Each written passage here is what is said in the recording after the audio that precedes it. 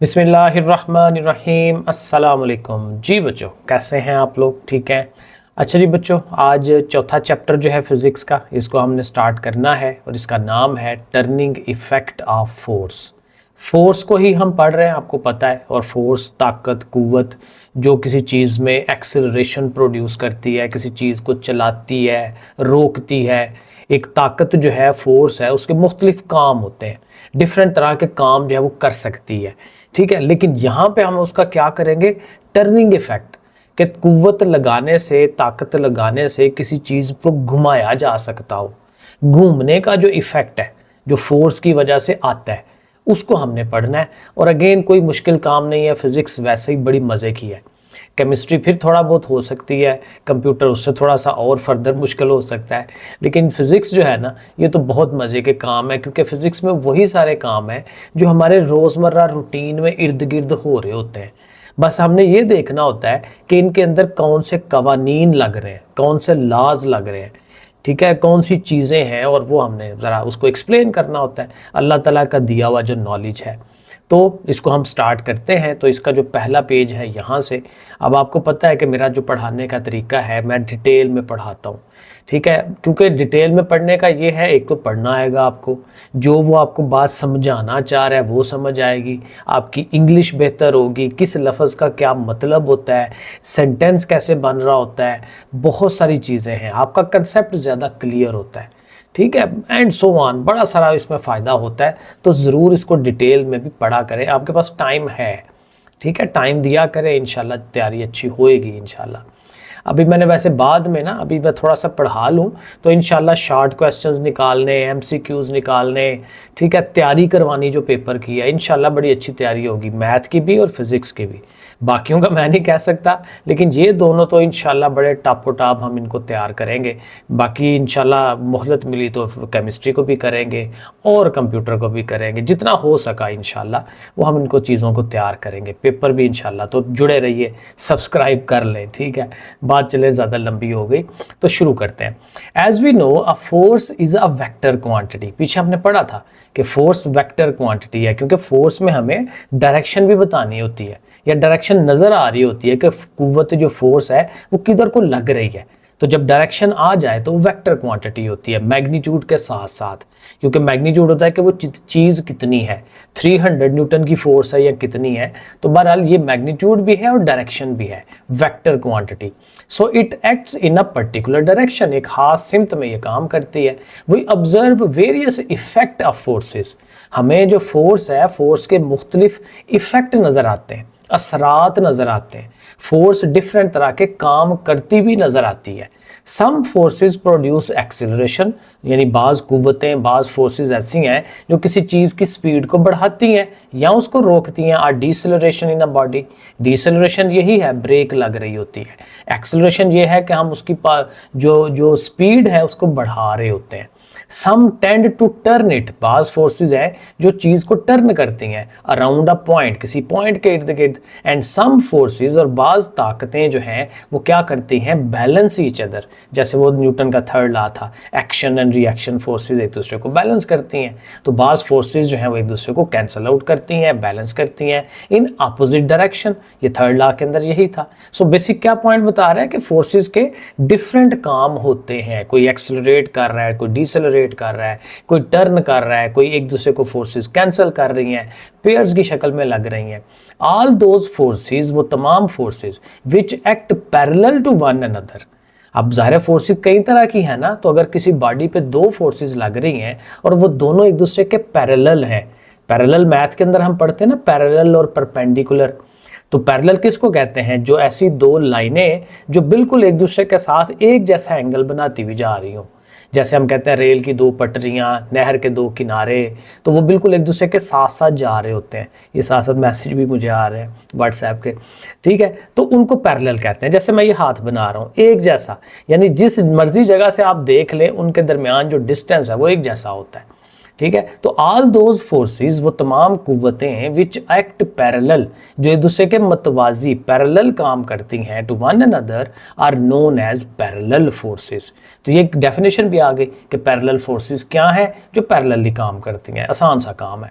The point of application, point of application का मतलब जहां पे वो फोर्स लग रही है, ठीक है ना। मैंने किसी चीज को धिक्का मारना है तो जहां पे मेरे हाथ उसको टच करेंगे तो वहां पे वो पॉइंट ऑफ एप्लीकेशन है फोर्स का। तो जहां पे कुव्वत लग रही होती है उसको पॉइंट ऑफ एप्लीकेशन कहते हैं। The points of application of such forces may be different. अब ज़रा ये जो पैरेलल फोर्सेस है वो डिफरेंट जगहों पे लग रही होंगी। और ये देखें उसने एग्जांपल बड़ी अच्छी ये दिखाई भी हुई है। ये जो F1 है ग्रीन वाली और F2 जो है ये रेड वाली, ये दोनों पैरेलल है, चाहे वो डिफरेंट जगहों पे लग रही हैं, लेकिन ये बिल्कुल सीधी ऊपर को ये भी जा रही है, बिल्कुल सीधी ऊपर वो भी जा रही है, 90 डिग्री का एंगल बनाती हुई जा रही है, ठीक है ना। तो इनको हम कहते हैं कि ये पैरेलल है। तो पॉइंट ऑफ एप्लीकेशन जो है उनका डिफरेंट हो सकता है। अब यहां से अगली जो डेफिनेशन आएंगी ये बहुत इंपॉर्टेंट, इनको याद करना है। Like and unlike parallel forces, ये क्या होती हैं? If the parallel forces are acting in the same direction, अगर वो जो दोनों पैरेलल फोर्सेस हैं एक ही डायरेक्शन पे जा रही हैं तो उनको हम क्या कहेंगे? Like parallel. जैसे ये F1 और F2 हैं, ये दोनों लाइक पैरेलल हैं क्योंकि दोनों की डायरेक्शन अपवर्ड है, ऊपर की तरफ जा रही हैं दोनों। नजर आ रही है ना, ग्रीन और ये जो रेड वाली है, दोनों की डायरेक्शन ऊपर की तरफ है, तो इनको हम कहेंगे like parallel forces. And if their directions are opposite to each other, अगर दोनों की डायरेक्शन एक दूसरे के उल्ट है, ठीक है, जैसे F1 की और F3 की है, F3 नीचे की तरफ जा रही है, जैसे वेट हमारा नीचे को रिएक्ट करता है, ठीक है, तो F1 या F3 या F2 या F3 कर लें, ये दोनों क्या है? अनलाइक पैरेलल फोर्सेस है। तो यहां से लेके यहां तक ये दो डेफिनेशंस आपकी बनती हैं, जरूर इनको लिखें, रेडी करें। 3, अब ये वही एग्जांपल दे रहा है कि 3 forces F1, F2 and F3 are shown in the figure acting on a rigid body. ये रिजिड बॉडी की भी आगे डेफिनेशन आएगी। रिजिड असल में होता है सख्त चीज, जिनके जो पार्टिकल्स हैं वो अपनी अपनी जगह पे मौजूद रहते हैं। जैसे ये मेरे पास ये क्यूब पड़ा हुआ है, तो ये जो क्यूब है इसकी जो जगह, वो जो जर्रे हैं वो अपनी अपनी जगह में, मैं ऐसे को दबाऊं ऐसे ऐसे करूं, लेकिन वो अपनी अपनी जगह पे रहेंगे। सॉलिड चीज़ जो होती है उसको हम रिजिड कहते हैं, अपनी जगह को ना छोड़े फोर्स लगने से, वो रिजिड बॉडी हम कहते हैं उसको, सख्त वाली। तो जब भी रिजिड का वर्ड आए तो समझ लें कि वो ठोस वाली चीज़ यानी सॉलिड चीज़ को वो कह रहा है, ठीक है। तो ये 3 फोर्सेस लग रही हैं। The forces F1 and F2 are like parallel but F2 and F3 are unlike, वो मैंने आपको समझा दिया। तो अभी तक ये 3 डेफिनेशन है, पैरेलल फोर्सेस की, लाइक पैरेलल की और अनलाइक पैरेलल की। अब वो आगे कहता है addition of forces.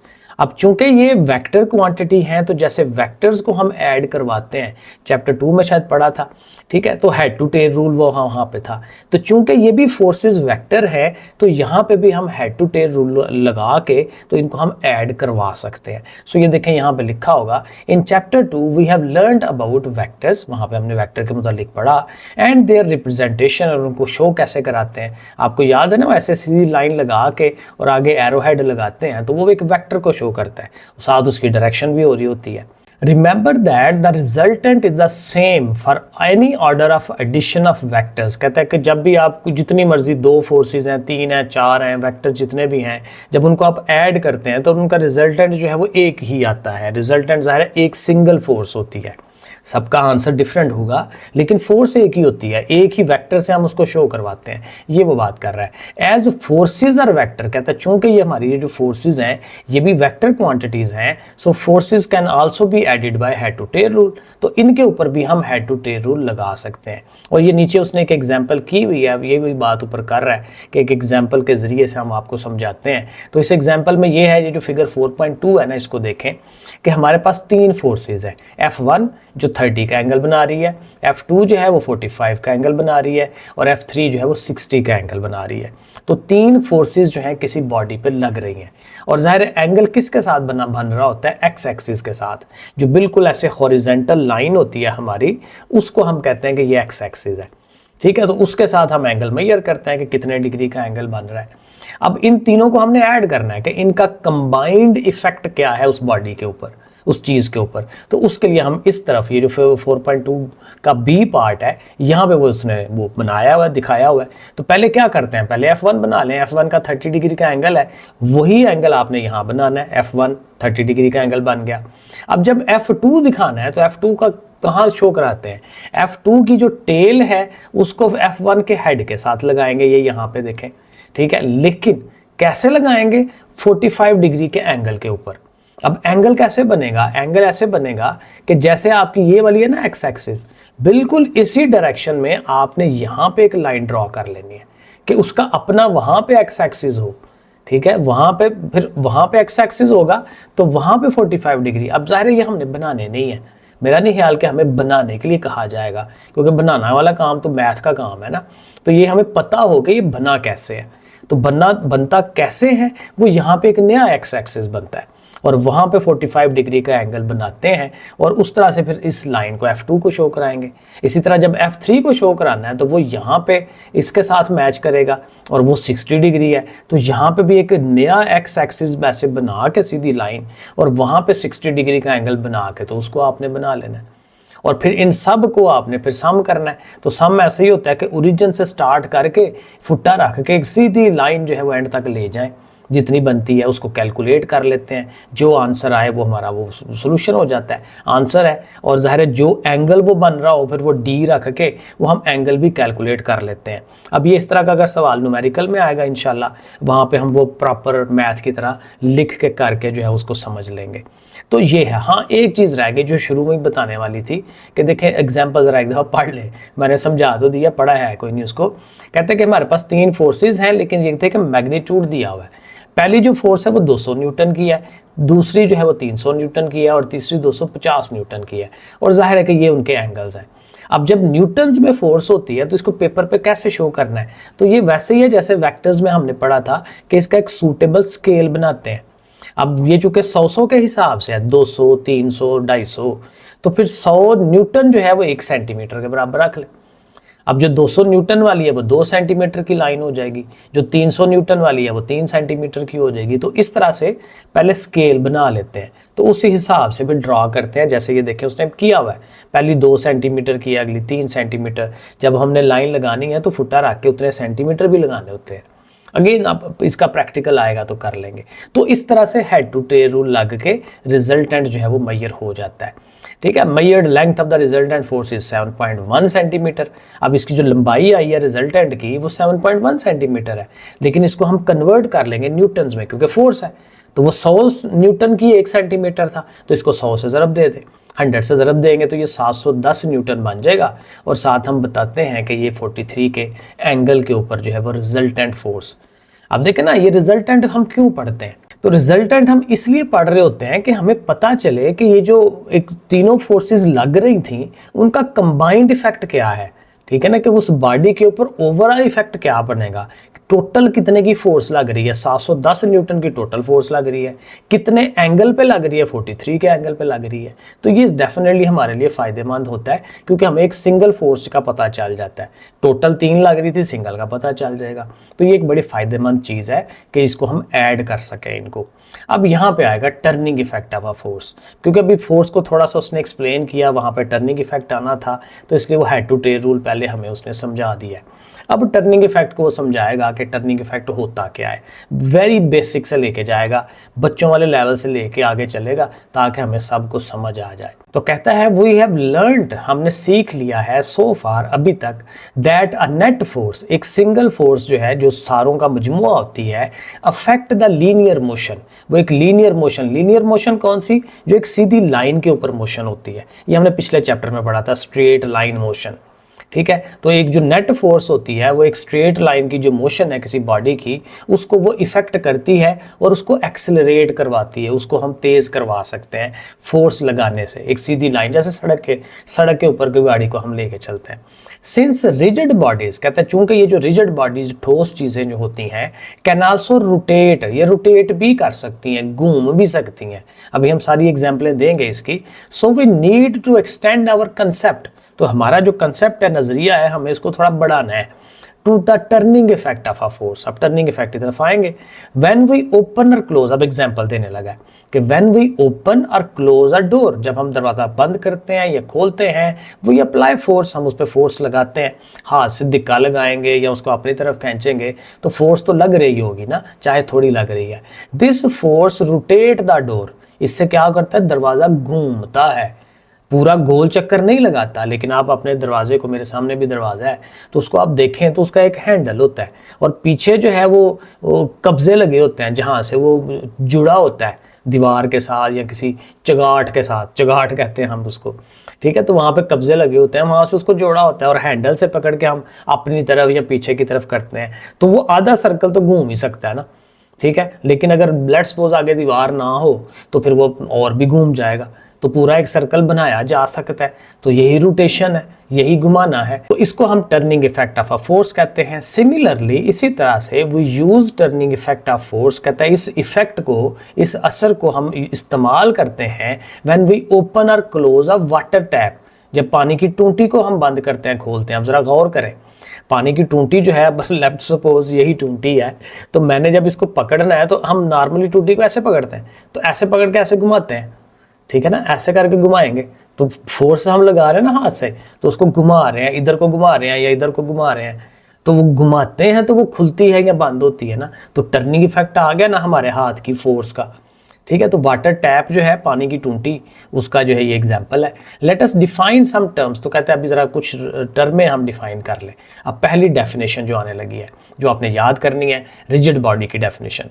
If the distance between 2 points of the body, ये जो रिजिड बॉडी है उसके कोई से 2 पॉइंट ले लें और उनके दरमियान, दोनों पॉइंटों के दरमियान जो फासला है वो सेम रहे, remain the same under the action of a force, हम उस पर जो मर्जी फोर्स लगा रहे हों लेकिन वो 2 पॉइंट एक दूसरे के पास ना जाएं या एक दूसरे से दूर ना जाएं।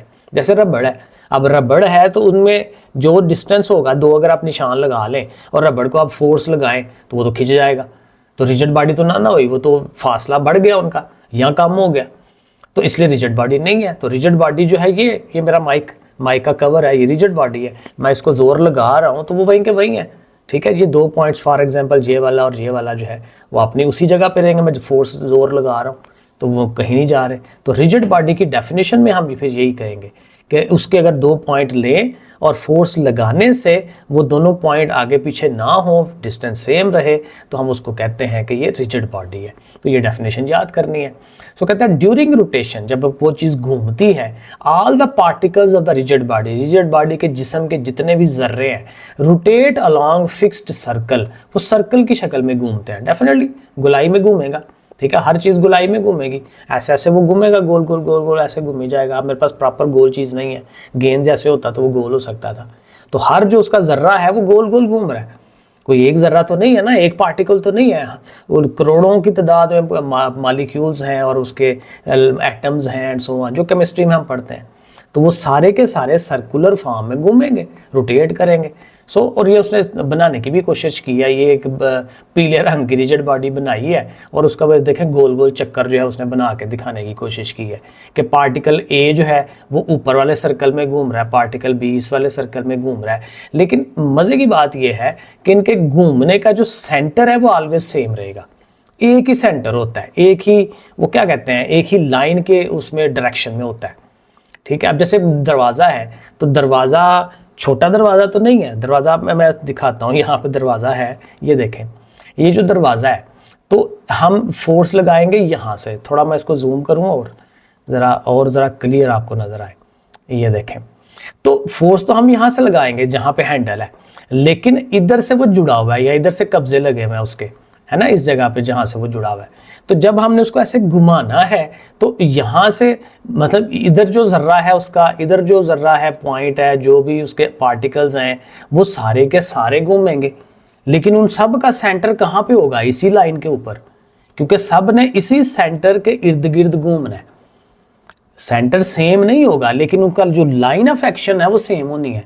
एक का, इस वाले का जो है वो सेंटर यहाँ पे होगा इस जगह पे, इस वाले का सेंटर यहाँ पे होगा, इस वाले का इधर होगा, ठीक है ना। तो वो एक ही लाइन के ऊपर सेंटर्स आते हैं, जो कि उसने देखें यहाँ पे ये बनाए हुए हैं, एक ही लाइन है OZ, उसके ऊपर ये सेंटर है। ए वाले का सेंटर जो है वो ये वाला है, बी वाले का सेंटर जो है वो ये वाला है। तो एक ही लाइन के अंदर जो है उसके सेंटर्स होते हैं, ये मैं बताना चाह रहा था। इसको वापस थोड़ा छोटा कर लेते हैं, हमें समझ भी तो आए ना। तो कहाँ पे थे हम, ठीक है, तो ये आ गया, थोड़ा और छोटा करते हैं क्योंकि ये बहुत बड़ा है। ओके, तो यहाँ पे द स्ट्रेट लाइन, अब यहाँ पे ये है कि ये जो सीधी लाइन है joining the centres of these circle, जो इन सर्कल्स के सेंटर को मिलाती है, वही जो सीधी लाइन जो मैं आपको बता रहा हूँ, उसको हम क्या कहते हैं, एक्सिस ऑफ रोटेशन। इनको हम एक्सिस ऑफ रोटेशन कहते हैं, और ये डेफिनेशन है एक्सिस ऑफ रोटेशन की, यहाँ से लेके यहाँ तक, ठीक है। तो ये डेफिनेशन आप याद करें। इन दिस केस, अब जाहिर है इस एग्जांपल के अंदर वो कह रहा है इट इज OZ, ये OZ है, O से लेके Z तक, ये जो लाइन जा रही है सीधी ऊपर की तरफ, ठीक है, ये वाली एक्सिस ऑफ रोटेशन है। To observe the turning effect of force let us perform an activity. अब ये एक्टिविटी भी मजे की है, अच्छी है, इसको पढ़ना चाहिए। कहता है 2 बच्चे ले चलें, ठीक है, एक पार्क के अंदर, और वहाँ पे ये जो झूला होता है, इसको सीसा कहते हैं, झूला, ठीक है। तो यहाँ पे 2 बच्चे बिठाएं। हमारे भी मज़े की बात यह है कि हमारे पूरे स्कूल के अंदर एक ही झूला लगा है, जो ये वाला है। और अक्सर क्या होता है, जब बच्चे बैठते हैं और ज़ाहिर है वो शोर होता है, तो टीचर्स, जो पुराने टीचर्स हैं, वो उनको दाबे लगाते हैं, या उठ जाओ, भाग जाओ, दौड़ जाओ। और मैं कहता हूँ बेचारों को खेलने तो एक ही तो उनके पास झूला है। तो एग्जाम्पल या एक्टिविटी में क्या कहता है, take your class to the playground where a seesaw is available, let a lighter child sit on the left side and heavier one on the right side. कहता है कि जो बच्चा हल्का है ना, उसको किधर बिठाना है जी, लेफ्ट साइड पे बिठा दें। लो जी, हैवी बच्चा जो है, ये वाला हैवी बच्चा है मिसाल के तौर पे, इसको हमने यहाँ बिठाया हुआ है। जो लाइटर बच्चा है उसको हमने यहाँ बिठाया हुआ है। अगर तो पहली बात ये है कि अगर इसको यहाँ बिठाया हुआ है ना, तो ये जो हल्का बच्चा है उसको भी अगर उतने ही फासले पे, फॉर एग्जांपल यहाँ पे आप बिठा देते हैं, ठीक है, तो फिर क्या होगा। अब ये सारा वही है जो इसमें लिखा हुआ है, मैं आपको जुबानी बता रहा हूँ क्योंकि मैंने पढ़ लिया, ठीक है। तो अगर दोनों तो सेम पोजीशन के लेवल पे बैठे हुए हैं, तो फिर क्या होगा, जो हल्का बच्चा है वो ऊपर उठ जाएगा, जो हैवियर है उसको नीचे ले जाएगा। तो हैवियर चूंकि नीचे जाएगा, और लेट्स सपोज मिसाल के तौर पे नीचे ज़मीन ना हो, तो पूरा सर्कल फिर कट सकता है ना, क्योंकि इस वाले ने नीचे की तरफ जाना है ऐसे, ठीक है, इस वाले ने ऊपर की तरफ जाना है, ठीक है। तो ऐसे फिर ये सर्कल बनेगा ना, ऐसे करके घूम घूम के सर्कल बन सकता है। तो रोटेशन जो है वो आ जाएगी। क्यों आएगी, क्योंकि एक तरफ हैवी है, एक तरफ जो है वो हल्का है, तो ऐसे रोटेशन बन जाएगी इसकी। अब एक तो ये उसने बताया कि देखें जी, इस एग्जाम्पल में रोटेशन जो है आपको फोर्स की नज़र आ रही है, लेकिन कहता है कि अगर आप ऐसा करें कि ये जो लाइट वाला बच्चा है, जो हल्का बच्चा है जिसका वज़न कम है, आप उसको थोड़ा पीछे कर दें, जैसे कि अब है, ये तस्वीर में जो अब नज़र आ रहा है, ये जो पीले रंग वाला बच्चा है वो पीछे है। बच्चा नहीं, वैसे बड़े बड़े लग रहे हैं, बच्चों के फेस इस तरह के नहीं होते, तो वो पीछे है। अब क्या होगा, ज़रा ऑब्जर्व करें, सोचें कि अब अगर, वैसे आपने देखा होगा कि अब ये होगा कि वो बैलेंस हो जाएंगे, क्योंकि अब यहाँ पे एक नई चीज़ आती है, इसको हम कहते हैं मोमेंट आर्म। मोमेंट आर्म होता है कि ये जो घूमने वाली जगह है, जिसको पिवटल उसने नाम रखा हुआ है, तो पिवट से आप कितनी दूर हैं। अगर तो ज़्यादा दूर है तो आपका टर्निंग इफेक्ट ज़्यादा होता है, आपका इफेक्ट ज़्यादा होगा। क्योंकि देखें, पहले जब वो यहाँ पे था तो बच्चा उठ जाता था ऊपर, लेकिन अब उसको हमने पीछे किया है तो उसका असर ज़्यादा हो गया। यानी मतलब ये कि पीछे करने से मोमेंट आर्म जो है अगर आप बढ़ा देते हैं तो उसका इफेक्ट जो है वो ज़्यादा हो जाएगा। तो ये भी यहाँ पे वो आपको समझाना चाह रहा था। तो पूरी एक्टिविटी के अंदर ये बात उसने समझाई हुई है, वो मैंने आपको बता दी। आगे चले तो यहाँ पे कहता है यू विल सी दैट, ज़ाहिर अब ये वो कब होगा, जब वो बच्चे, लाइटर बच्चे को दूर किया हुआ है, तो कहेगा you will see that the seesaw tilt to the opposite direction, ज़ाहिर अपोजिट डायरेक्शन में होगा, and the lighter child move down, क्योंकि लाइटर को हमने दूर किया, पीछे की तरफ किया है, हैवी को हमने नज़दीक किया है, तो हैवी का कम होगा, वो लाइटर का ज़्यादा इफेक्ट होगा, तो लाइटर जो है उसको नीचे कर लेगा, ठीक है। तो लाइटर बच्चा जो है वो डाउन जाएगा, ये उसने पढ़ा कहा है, आप सारा पढ़िएगा, जो मैंने आपको बताया यही सब कुछ है। This shows that the turning effect of a force does not depend only on its magnitude but also on the location where it act. अब ये बड़ी इंपॉर्टेंट बात, कहता है कि ये जो टर्निंग का इफेक्ट है वो सिर्फ कुव्वत लगाने से नहीं होता, फोर्स लगाने पे तो है, जितनी आप ताकत ज़्यादा लगाएंगे उतनी वो चीज़ ज़्यादा, आप दरवाजे को ज़ोर से धक्का मारे तो ज़्यादा ठा करके लगेगा, ठीक है ना, तो वो टर्निंग इफेक्ट ज़्यादा होगा, ज़्यादा कुव्वत ज़्यादा टर्निंग इफेक्ट। लेकिन कहता है कि एक और चीज़ पे भी डिपेंड करता है, उसकी लोकेशन पे, क्या फोर्स लगा कहाँ पे रहे हैं। अगर दोबारा दरवाजे की एग्जांपल लें तो दरवाजे पे आप बजाय हैंडल पे फोर्स लगाने के, फोर्स आप लगाएं इस जगह पे, ये उसके बिल्कुल घूमने वाली जगह के पास से, तो आप फील करेंगे कि आपको ज़्यादा जोर लगाना पड़ रहा है। करके देखें, उठ के जाके करके देखें दरवाजे को, ठीक है ना, जहाँ से घूमता है वहाँ पे लगा के देखें फोर्स उसके पास, तो वो बाज का तो घूमेगा ही नहीं, ठीक है ना। तो वो आप उसके नज़दीक चलेंगे हैं, एक्सिस ऑफ रोटेशन के बहुत नज़दीक चलेंगे हैं, मतलब मोमेंट आर्म कम हो गया, तो मोमेंट आर्म पे भी डिपेंड करता है, ठीक है। तो ये यहाँ पे वो बात करेगा ये वाली के लोकेशन पे डिपेंड करता है। Therefore we can say that, हम कह सकते हैं द ग्रेटर द फोर्स, जितनी फोर्स ज्यादा होती है, the greater is the turning effect, ये मैंने आपको बताया, जितनी फोर्स ज्यादा होगी उतना ही टर्निंग इफेक्ट ज्यादा होगा। More over the larger the perpendicular distance, यानी कि जितना वो फासला है ज्यादा होगा of the force from the axis of rotation, axis of rotation से जितनी फोर्स दूर होगी, फासला ज्यादा होगा, the greater is it's turning effect, तो उसका टर्निंग इफेक्ट भी ज्यादा हो जाएगा, यानी कि वो जो टर्निंग इफेक्ट है वो बढ़ जाएगा। अब यहाँ पे ये दो डेफिनेशंस और आ रही हैं, ये ऊपर डेफिनेशन नहीं थी, वैसे सिर्फ समझाने के लिए मैंने इनको ब्रैकेट्स में किया हुआ है। तो ये जो येलो कलर वाली जो भी आती है ना, येलो कलर वाली डेफिनेशन, ये तो मस्ट होती है, आपने लाजमी तैयार करना है इसको।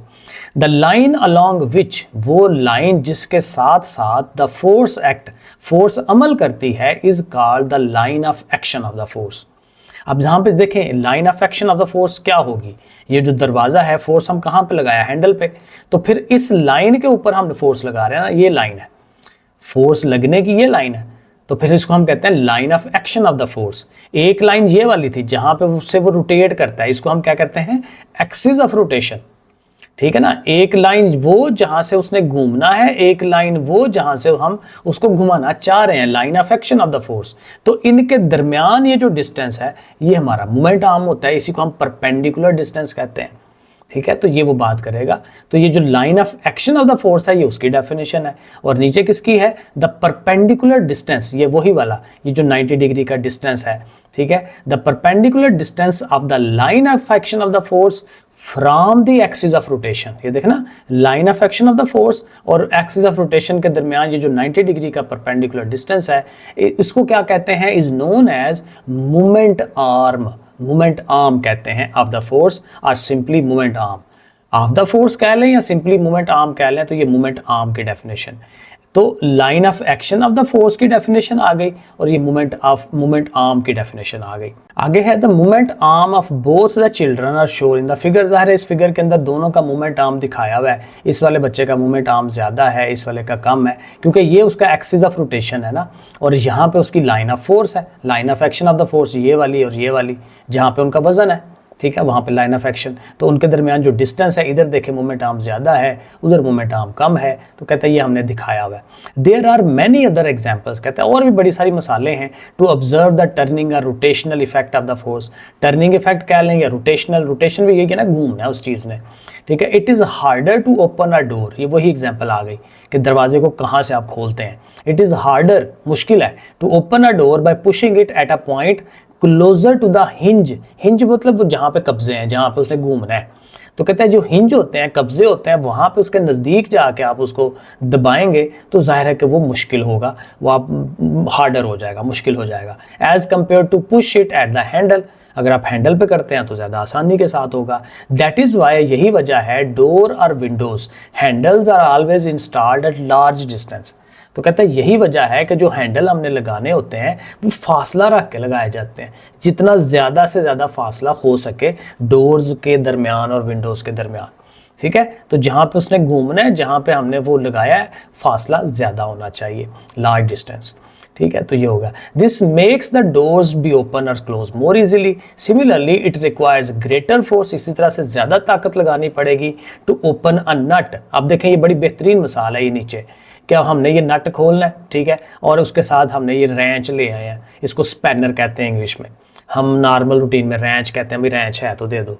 चाबी शाबी जो होती है, मोटरसाइकिल में भी ये चाबियाँ यूज़ होती हैं।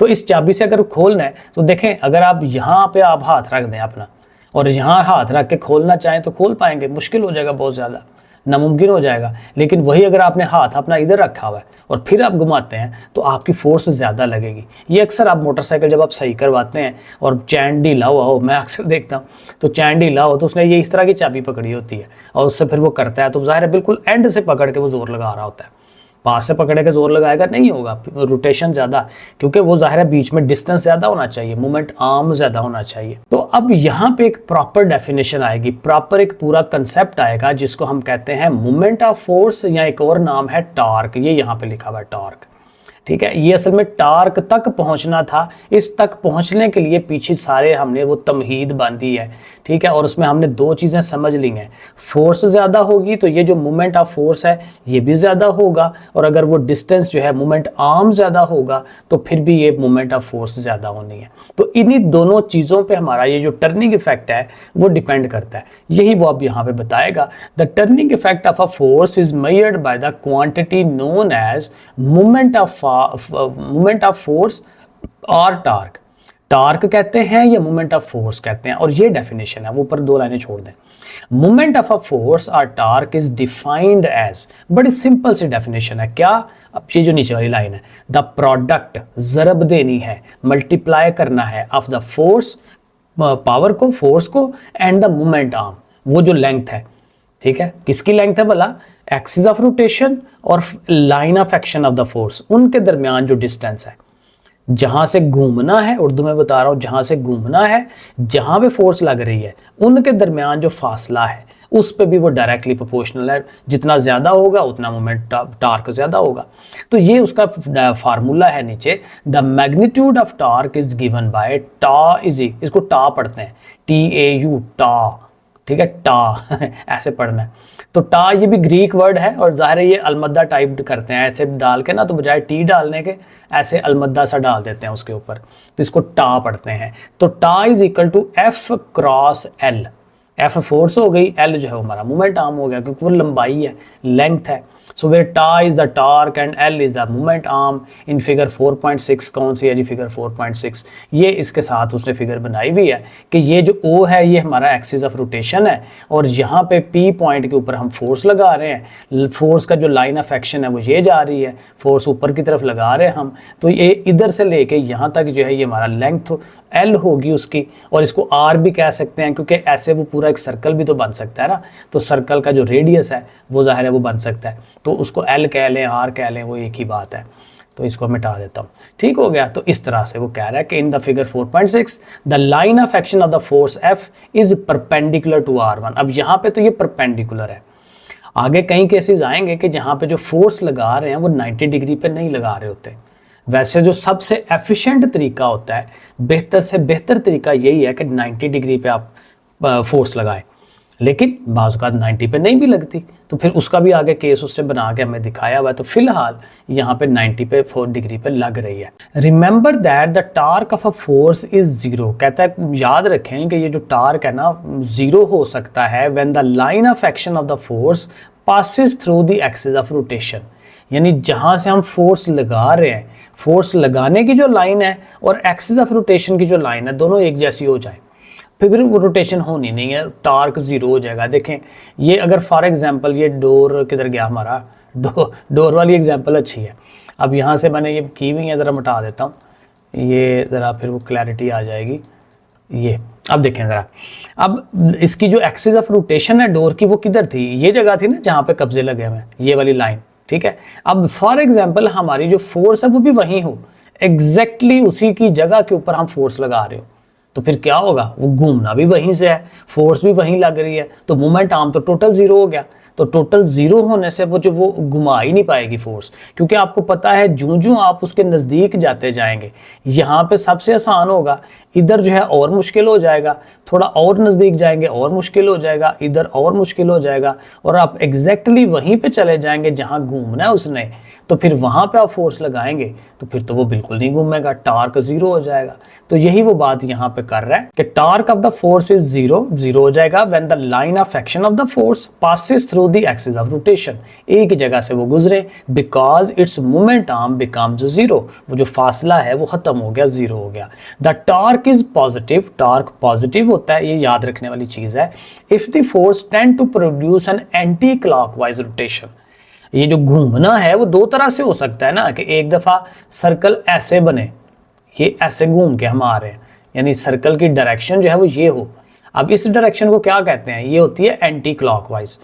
क्लॉक किधर को घूमता है, क्लॉक तो इधर को घूमता है, इस तरफ को करके ऐसे जाता है। घड़ी की जो सुई है वो ऐसे घूमती है, ठीक है, तो ये क्लॉकवाइज है। लेकिन कहते हैं जब एंटी क्लॉकवाइज अगर फोर्स घुमाए तो हम कहते हैं टॉर्क जो है वो पॉजिटिव है, और अगर हम वो क्लॉकवाइज घूमें तो हम कहते हैं टॉर्क नेगेटिव है। तो ये आपने इसमें याद रखना है। और टॉर्क की जो यूनिट है वो न्यूटन मीटर है, क्योंकि यूनिट हमेशा जो उसका फार्मूला होता है वहां से बनती है। देखें इसमें फोर्स है, फोर्स की यूनिट क्या है, न्यूटन, और लेंथ की यूनिट होती है मीटर, तो न्यूटन मीटर। तो टॉर्क की यूनिट हो जाएगी न्यूटन मीटर, जो कि हमने यहाँ पे लिखी हुई है। आगे कहते हैं इन मैनी केसेस, कई कहते हैं जो चीजों में, the line joining the axis of rotation and the point P where the force act is not perpendicular. जो मैंने ऊपर बताया कि जब बाज का जब आप फोर्स लगाते हैं तो वो 90 डिग्री पे नहीं लगा रहे होते। देयरफॉर ओपी मतलब वही मोमेंट आर्म, कि कहाँ पे फोर्स लगा रहे हैं, कहाँ से उसने घूमना है। ये आपके सामने है ओपी बनाया हुआ, ये ओ जहाँ से उसने घूमना है, पी वो पॉइंट है जहाँ पे आप फोर्स लगा रहे हैं। So therefore OP will not be the moment arm. तो फिर वो जो एक सीधी लाइन है वो मोमेंट आर्म नहीं रहेगा, क्योंकि आप जो फोर्स लगा रहे हैं वो अब 90 डिग्री पे नहीं लगा रहे। अब ये एग्जाम्पल देखें, ये जो फिगर 4.7 है, यहाँ पे हमारी फोर्स लग रही है, ये इस एंगल पे लग रही है। 90 डिग्री होती तो ये एंगल होता, ठीक है, ये ऐसे करके जा रही होती, ठीक है। तो फिर हम कहते हैं ओ से पी तक जो है ये एल हमारा ठीक है, लेकिन यहाँ से ये ऐसे जा रही है। तो फिर इसके लिए क्या करते हैं कि ये जो हमारी फोर्स है इसके हम परपेंडिकुलर कंपोनेंट बनाते हैं। अब ये कंपोनेंट आपने अभी नहीं सीखे हुए, यहाँ पता नहीं चैप्टर 2 में थे कि नहीं। ये अगेन वो एक ना ट्राइंगल बनती है। अब ये फोर्स जा रही है ना, तो आप डॉटेड जो है उसको नीचे को लाते हैं और इधर से डॉटेड आगे को लेके जाते हैं, तो आपके पास ना एक राइट एंगल ट्राइंगल बन जाती है। ये देखें हम सामने बन भी रही है 90 डिग्री एंगल। और ये जो हमारा मैथ के अंदर छठा चैप्टर हमने पढ़ा है ट्रिग्नोमेट्री, अगर नहीं पढ़ा तो आप पढ़ना पहुंचेंगे आप वहाँ पे, तो वहाँ पे ट्रिग्नोमेट्री में हमने ये ट्राइंगल बनाई हुई है और उसके sine theta, cos theta, tan theta वो पूरा डिटेल में मैंने पढ़ाया हुआ है, ठीक है। तो वो फिर कंसेप्ट जो है वो फिर यहाँ लगेगा, ठीक है। अभी वो आगे बताएगा कि इस तरह से, ठीक है। Therefore OP will not be the moment arm. In such cases we have to find a perpendicular component. हमें उसके कंपोनेंट्स जो है वो फाइंड करने पड़ेंगे। ये जो नीचे वाला कंपोनेंट होता है ना, ये इसको हम कहते हैं एफ एक्स, और ये जो परपेंडिकुलर ऊपर की तरफ जो कंपोनेंट है ना, इसको हम वाई एफ वाई कहते हैं। तो कहते हैं फिर हमें ये जो एफ वाई है ना, ये हमें चाहिए होता है, क्योंकि परपेंडिकुलर चाहिए हमें। तो एफ वाई फिर हम फाइंड करते हैं, वो आगे बताएगा कि कैसे फाइंड होगा, ठीक है। तो इधर यहाँ तक कितना ही है। तो इसी डायग्राम को समझें, ये डायग्राम और कंफ्यूज करेगी आपको। 4.7 से आपको समझ आ रही है कि वो क्या होगा। और ये देखें आगे उसने कहा है कि ये जो हमने फिर एफ एक्स और एफ वाई बनाना है ना, वो इस तरीके से बनाना है। इसको हम कहते हैं रेजोल्यूशन ऑफ फोर्सेज, वो भी आगे आना है। तो अभी फिलहाल वो उस टॉपिक को नहीं छेड़ रहा, अभी ये कपल को समझाएगा, फिर वो आगे आएगा। तो हम भी इस कपल को पढ़ के ना तो एंड करते हैं, क्योंकि इसके बाद देखें यहाँ पे ये रेजोल्यूशन ऑफ फोर्सेज है, ये एक नया टॉपिक है, तो हमें इसको अलहदा से पढ़ेंगे। अभी भी ये 40 मिनट्स तो हो गए हैं, तो ये आखिरी कंसेप्ट पढ़ के आज का लेक्चर हम खत्म करते हैं। तो कपल क्या है, बड़ा सिंपल है। कपल एक पेयर होता है, जैसे अक्सर शादीशुदा जोड़ों को कपल कहते हैं, ठीक है। तो कपल जो है बेसिकली दो फोर्सेज होती हैं, ठीक है, दो ताकतें इकट्ठी हम लगा रहे हों उसको हम कपल कह देते हैं, मिल के उसका इफेक्ट बन रहा होता है। पैरेलल भी होती हैं, ठीक है, अनलाइक पैरेलल फोर्सेस, ये यहाँ पे लिखा हुआ है। A couple is a special type of torque. ये टॉर्क है क्योंकि इसने घुमाना है। इसकी बेहतरीन एग्जांपल स्टीयरिंग है। जब गाड़ी का स्टीयरिंग पकड़ते हैं तो दोनों हाथों से ऐसे पकड़ रहे होते हैं, इस हाथ से हम ऊपर को करते हैं, इस हाथ से नीचे को करते हैं, तो ऐसे। तो देखें दोनों पे हम एक जैसी फोर्स लगा रहे होते हैं। मोटरसाइकिल का हैंडल भी हमने ऐसे ही पकड़ा होता है और उसको ऐसे ऐसे करते हैं, ठीक है। तो वो भी हम ट्राई यही करते हैं कि दोनों हाथों से एक जितना वजन वो उस पर फोर्स लगाएं, ठीक है। तो वो उसको जो घुमाने का इफेक्ट है वो एक जैसी फोर्स लगाने से कर रहे होते हैं, तो ये कपल है, ठीक है। सो कहते हैं a couple is a special type of torque we observe at many situation. कई जगहों पे हम देखते हैं in our daily life. When two equal, ये उसकी डेफिनेशन आ गई, व्हेन टू इक्वल, दो बराबर एंड ऑपोजिट, बराबर फोर्सेस होंगी लेकिन एक दूसरे के ऑपोजिट डायरेक्शन में होंगी, पैरेलल भी होंगी फोर्सेस, प्रोड्यूस टार्क। जब वो ये प्रोड्यूस करेंगे टार्क तो उसका हम कपल कहेंगे। फॉर एग्जांपल व्हाइल ओपनिंग और क्लोजिंग अ वाटर टैप, पानी की टूटी की, अब ज़ाहिर जब ऐसे करते हैं तो इधर से भी और उधर से भी वो लग रही है ना, एक जैसी फोर्स लग रही होती है। लेकिन अगेन स्टीयरिंग वाली एग्जांपल सबसे बेस्ट है, उससे आपको समझ आ जाती है, ठीक है। सो क्लोजिंग अ टैप, वाटर टैप, टर्निंग की इन अ लॉक, लॉक के अंदर की घुमानी है तो उसमें भी हम ये करते हैं। Opening the lid of a jar, वो जार का लिड खोलना है तो उस भी नीचे से पकड़ के ऐसे वो जैम का ऊपर वाला वो ढक्कन जब खोलते हैं तो भी हम ऐसे करके घुमाते हैं, उसमें भी कपल लगा रहे होते हैं, ठीक है। या दोनों हाथों से, अगर बड़ा ढकना है तो ऐसा करके ऐसे जोर लगाएंगे, ठीक है, तो उसमें भी कपल हम लगा रहे होते हैं, ठीक है। And turning steering wheel of a motor car we apply a pair of equal forces in opposite direction. एक पेयर लगा रहे होते हैं जो इक्वल फोर्सेस है लेकिन अपोजिट डायरेक्शन में, और ये उसने बड़ा अच्छा ये बनाया भी हुआ है फिगर 4.9, यहाँ पे इजीली समझ आ रही है। ए पॉइंट पे हम F1 फोर्स लगा रहे हैं, उसकी डायरेक्शन ज़मीन की तरफ है, नीचे की तरफ। बी पॉइंट पे हम F2 फोर्स लगा रहे हैं जो कि ऊपर की तरफ है। F1 और F2 बराबर हैं, ठीक है। और उनका जो मूवमेंट आर्म है वो भी देखें, ये जो जहाँ सेंटर से घूमना है तो ए से लेके ओ तक और ओ से बी तक ये भी ऑलमोस्ट बराबर ही होता है, ठीक है। बराबर रख भी सकते हैं, नहीं भी रख सकते, लेकिन बहरहाल ये कपल इस तरह से होता है। तो ये प्रॉपर डेफिनेशन नीचे है, इसको आप याद करें। व्हेन टू इक्वल, दो बराबर लेकिन opposite parallel forces act at two different point, दो मुख्तलिफ पॉइंटों पर लग रही हूँ, of the same body, body एक ही है, दे फॉर्म अ कपल, वो एक कपल बनाते हैं। अब ये स्टीयरिंग व्हील को ही उसने एक्सप्लेन किया हुआ है, मैंने थोड़ा आपको बता दिया। कहता है व्हाइल टर्निंग अ व्हीकल, किसी गाड़ी को हमने घुमाना है, a couple is applied, couple उस पर लगाते हैं on the steering wheel. It is interesting, कहता है ये एक दिलचस्प है, टू नो दैट नाउअडेज, आजकल steering wheels of smaller diameter are installed. आजकल कहते हैं जो नई गाड़ियां वहां पे बजाय बड़े स्टीयरिंग व्हील छोटे स्टीयरिंग बनाए हुए हैं, और वो छोटे स्टीयरिंग पे भी काम चल जाता है, हालांकि वो फोर्स ज़्यादा लगनी चाहिए रूटीन के हिसाब से, लेकिन वो क्या होता है पीछे उन्होंने ऐसी टेक्नोलॉजी दी होती है कि थोड़ी सी फोर्स लगाने से ही वो मूव कर जाता है। तो यही उसने बताया हुआ, हाइड्रोलिक फ्लूइड वगैरह उसने दिया होता है, तो उसकी वजह से ये आसानी हो जाती है हमें इसको घुमाने की। और ये आगे एग्जाम्पल है, छोटी सी एग्जाम्पल उसने दी हुई है कि भाई एक स्पैनर है, रेंच है और 25 सेंटीमीटर लंबा है, इसकी जो लंबाई है 25 सेंटीमीटर है। तो जब आपने इसको हल करना है, लेंथ लिख लेनी है 25 सेंटीमीटर। अगेन जब न्यूमेरिकल सॉल्व कर रहे होते हैं तो मीटर्स में होती हैं चीज़ें, तो आप इसको 100 पे डिवाइड करें 25 को, वो 0.25 मीटर्स आ जाएगा। और फोर्स कितनी उस स्पैनर पे लगानी है, 400 न्यूटन की, तो आप लिख दें F = 400 न्यूटन। तो फोर्स भी है और L लेंथ भी है, तो उसने यही पूछा हुआ है कि इसकी वजह से टार्क कितना प्रोड्यूस होगा। उसके लिए जस्ट आपने फार्मूला लगाना है, tau is equal to F × L, दोनों को ज़रब देनी है, कैलकुलेटर पकड़ें, मल्टीप्लाई करें, तो टा की वैल्यू आ जाएगी 100 न्यूटन मीटर। वैसे ये है कि मैं जैसे पीछे किया था कि न्यूमेरिकल्स और एग्जांपल्स मैंने इकट्ठी की थी, तो यहाँ पे भी यही करूँगा, न्यूमेरिकल्स एग्जांपल्स सबको इकट्ठा करके एक वीडियो के अंदर कर लेंगे। तो यहाँ तक काफ़ी है आज के लिए। नेक्स्ट इंशाल्लाह यहाँ से रेजोल्यूशन ऑफ वेक्टर से करते हैं। सब्सक्राइब कर लिया करें। ओके, फिर अल्लाह हाफिज़।